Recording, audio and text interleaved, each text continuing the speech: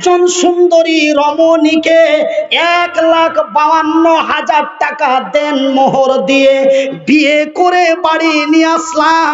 ওই মেয়েটার সাথে আমার যেই মিলন হয়, এই মিলনের নাম হলো সহবাস। এই মিলনের নাম কি?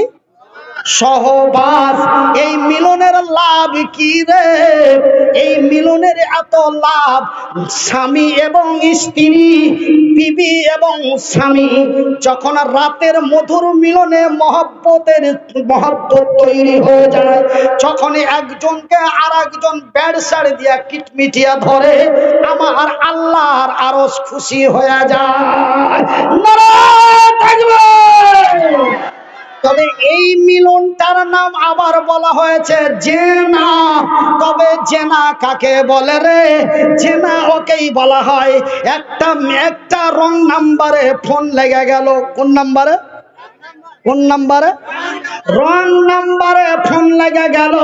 রাতের পর রাত কথা হয়, দিনের পর দিন কথা হয়, রাত 2টায় হয়, রাত 3টায় হয়। ও কথায় কথায় কথা মিলে গেল, মহব্বতের মহব্বত তৈরি হয়ে গেল। ওই সেন্টারে গে ছোড়ারা গিয়ে কই, ওই সেন্টারে কুশলের ভুঁয়ে উল্টা পাল্টা হয়ে গেল। এই মিলনের নাম হলো জেনা। এই মিলনের নাম কি? জেনা। এই জেনার শাস্তি কি রে? ওই মেয়েটাকেও পিটাতে হবে, ছেলেটাকেও পিটাতে হবে। ভাইজান, আমার আব্বা জানেরা, তবে ব্যভিচার কাকে বলে? এই মিলনটাকে আবার ব্যভিচার বলা হয়। তবে ব্যভিচার কাকে বলে? একটা মেয়ে এই দিক থেকে হেঁটে আসছে আর একটা ছেলে এই দিক থেকে হেঁটে যাচ্ছে। যখন ছেলেটা মেয়েটাকে একা পেয়ে ডানে বামে সামনে পিছনে তাকিয়ে দেখে কেউ নাই, মেয়েটা যেন একা। এবার ওই ছেলেটা পকেটে হাত ভরে পিস্তলটা বার করলো, দিয়ে তার বুকের উপরে ধরলো। মেয়েটা জানের ভয়ে, জীবনের ভয়ে, নিজের প্রাণ বাঁচাবের ভয়ে ওই কালুয়ার সাথে উল্টা পাল্টা হয়ে গেল। এই উল্টা পাল্টার নাম হলো ব্যভিচার। আমার রাসূল দয়ার হাবিব বললেন, এই ব্যভিচারে যদি কেউ ধরা পড়ে যায়, তবে এই ব্যভিচারের ফয়সালা কি রে? ওই ছেলেটাকে ঠাঠিয়া পিটিয়া মারো, কিন্তু মেয়েটার দিকে কড়া চোখেও তাকা যাবে না। কিন্তু আগের মানুষ 40, 50, 60 বছরের যেগুলা আগলা মুলবির কাছে পড়েছে শুনেছে, বলছে না এরাকে পাক করার লেগে ওকে ঠাঠাইতে হবে না।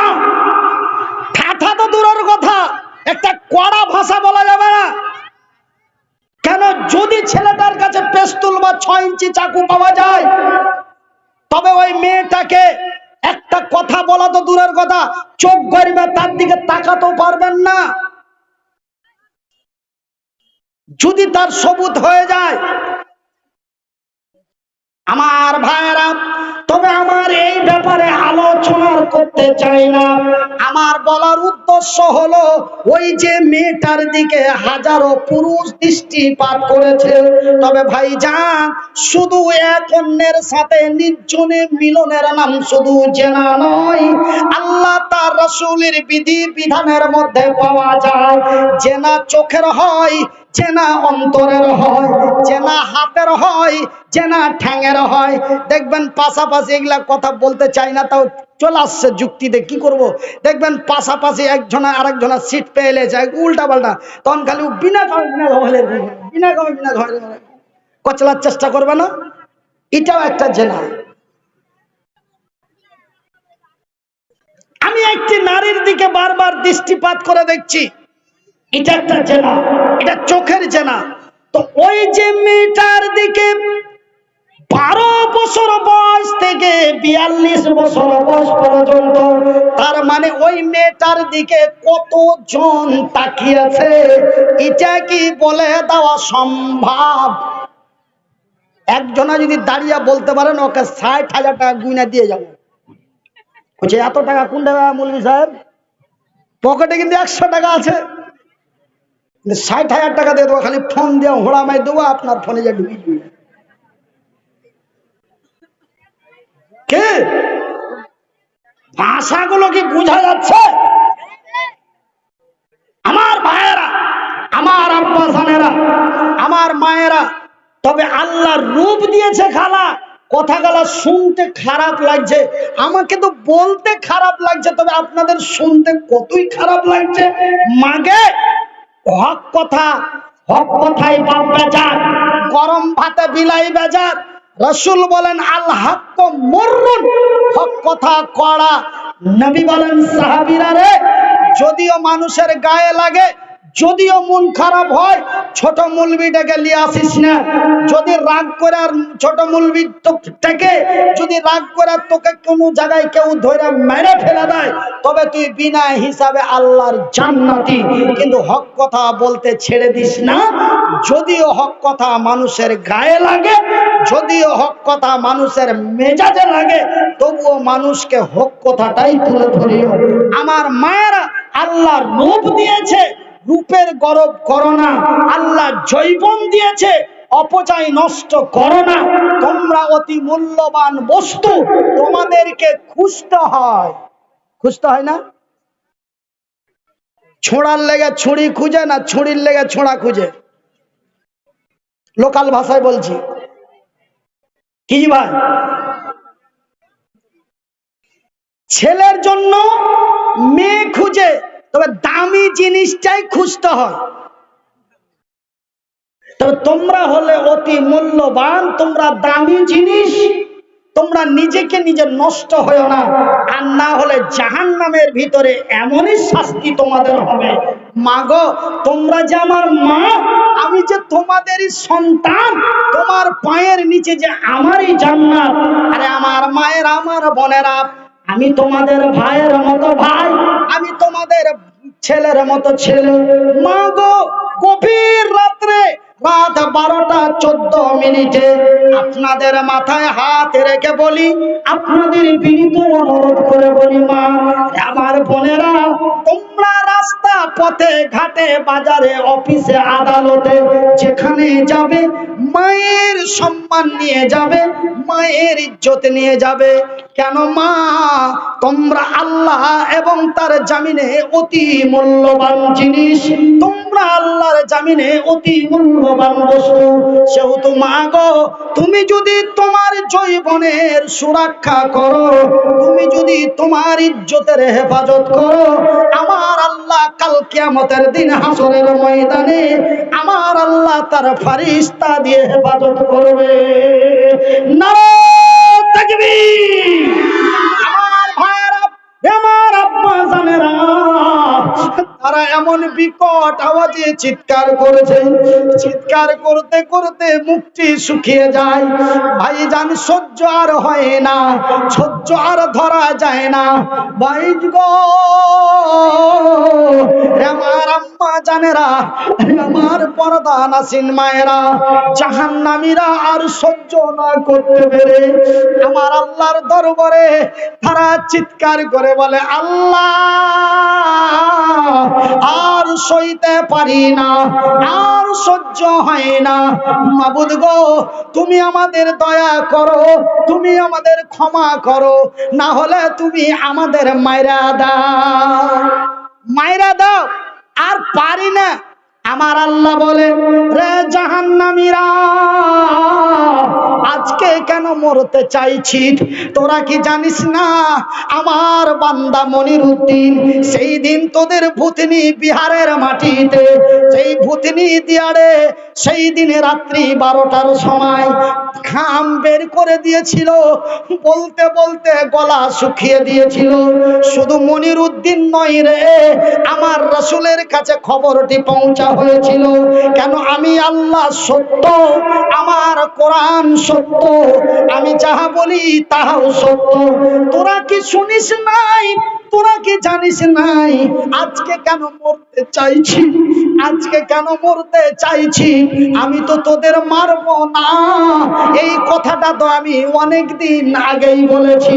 তোরা কি জানিস না সেই দিন মনিরউদ্দিন তোদের বলেছিল, কাইফ ফাতাকফুরুনা বিল্লাহি ওয়া কুনতুম আমওয়াতান ফাহিয়াকুম সুম্মা ইউমীতুকুম সুম্মা ইউহয়িকুম সুম্মা ইলাইহি তুরজাউন।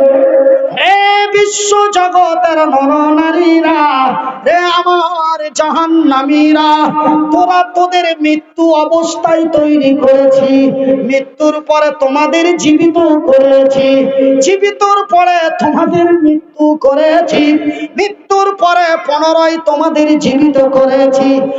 আর মারব না, আর মারব না। যতই মৃত্যু কামনা করো রে, মরণ তোরে আর দর্শন করবে না। মা গো, এখনো সময় আছে, বোন রে, এখনো সময় আছে। আমার আল্লাহর অতি দয়া, আমার আল্লাহর অতি মায়া। নিজের কথা কি বলবো, আমার ওই শওকত আলী না কি নাম ছিল তোর, গোলাপ হোসেন, আমার গোলাপ ভাইকে জিজ্ঞাসা করবেন। আজকে পকেটে দুটা মোবাইল, আজকে বাড়ি গাড়ি নারী, লক্ষ টাকার মালিক। কিন্তু বন্ধুরা, সেই দিন যেই দিন আমি মনিরুদ্দিন 1-2 করে 14 বছর লেখাপড়া করেছি, মানুষের দ্বারে দ্বারে ভিক্ষা করে লেখাপড়া করেছি। মা গো, আমার বোনের, আমার খালারা, আমার মা আমাকে অত্যন্ত কষ্টের পর কষ্ট করে মানুষ করেছে। মা, মায়ের দোয়া কবুল হয়, আল্লাহ মায়ের দোয়া কবুল করেন। বুখারী শরীফের সহিহ হাদিস, রাসূল বলেছেন, মা যদি সন্তানের জন্য দোয়া করে, আমার আল্লাহ মায়ের দোয়া রিটার্ন করে দেয় না। ভাই গো, আমার খালারা, ছেলে পিলেদের খবরদার খবরদার বড় দোয়া দিও না। কেন, তুমি যে মা, তোমার দোয়াটা তাড়াতাড়ি গ্রহণযোগ্য হবে, এটা আমার রাসূল বলেছেন।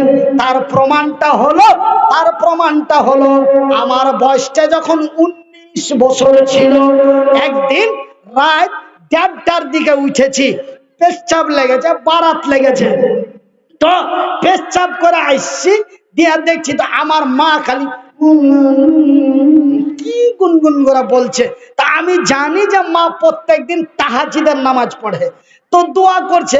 তাই সেদিন কিন্তু আমার মনে একটা কি হয়ে গেল, হ্যাঁ, আর মা রোজ রাতে আল্লাহর কাছে দোয়া করছে, চাইছে কি? গুনাহ মাপ চাইছে, না জান্নাত চাইছে, না ধন দৌলত চাইছে? আর মা কি রোজ আল্লাহর কাছে চায়? কত একদিন চাইলি হইলো, রোজ কি চাহে? এরকম আমার মনে সন্দেহ হয়ে গেল। আমি কপাটের আড়ালে লক করে দাঁড়িয়ে আছি। তাহার মা খালি কইছে, আল্লাহ তোমার নবী বলেছে মায়ের দোয়া গ্যারান্টি কবুল হয়।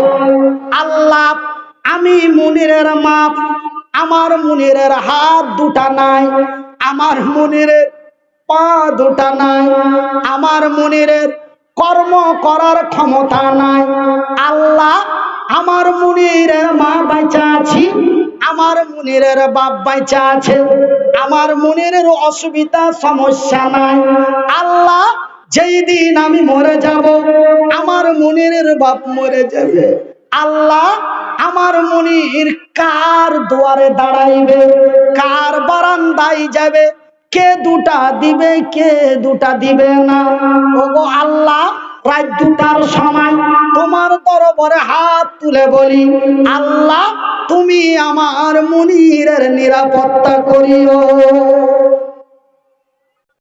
আল্লাহ যে মার দোয়া কবুল করে, এই প্রমাণটা 2008 সালে আল্লাহ দিয়ে দিলেন। যাকে কুত্তায় পুস্তক না, রাস্তায় শুইটা শুইটা ভিক্ষা করতে হতো, কেউ 1 টাকা চালিয়ে দিত, কেউ পাক ঘুরা দূর দিয়া লাখে কাপড় দিয়ে যেত। আজ বড় জামাইয়ের আদরের থেকে বেশি আদর করে মানুষ।